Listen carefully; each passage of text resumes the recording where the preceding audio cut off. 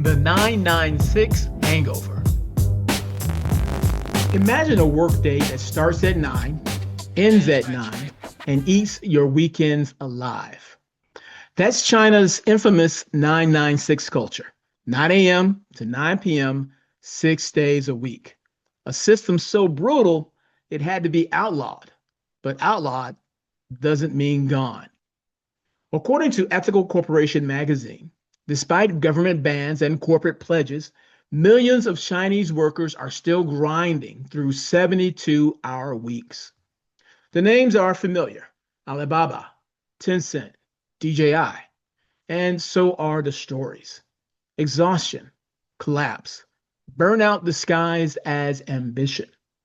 Some companies are now forcing employees to leave the office early, worried that Europe's new forced labor regulation could brand excessive overtime as modern slavery.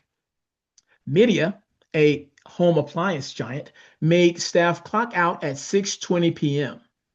Drone maker DJI told workers to go home by 9. These are the new compliance optics, mercy by mandate. But here's the twist. For many workers, quitting early isn't freedom, it's fear. They stay late to prove loyalty, to keep their bonuses, to show they're still hungry enough to matter. When your bonus is half your salary, voluntary overtime becomes a survival instinct. And this is where leadership accountability turns into moral theater.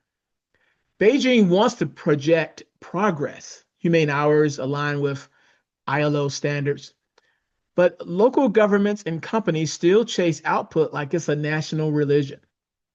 Productivity is low, wages are lower, and labor law enforcement practically non-existent.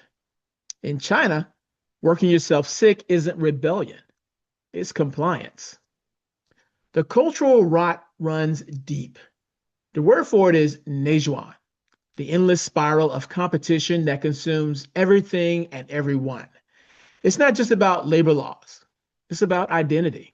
Success is measured by exhaustion, sleep is guilt, rest is betrayal. Now, the younger generation, the Tangping crowd, lying flat, they're opting out. They've seen what work without boundaries does to the human body, and worse, the human spirit.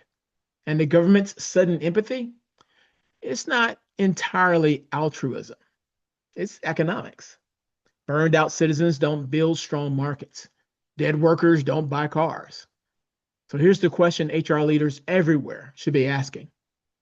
How far can a system stretch before productivity becomes pathology? And here's the harder one.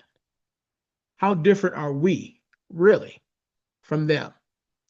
Because China's 996 isn't just a local crisis, it's a mirror. It's what happens when efficiency becomes a national religion and burnout becomes a badge of honor.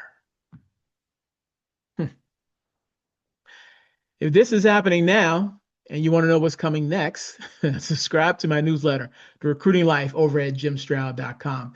Because every empire has its work ethic, and every collapse starts when the workers stop believing in it.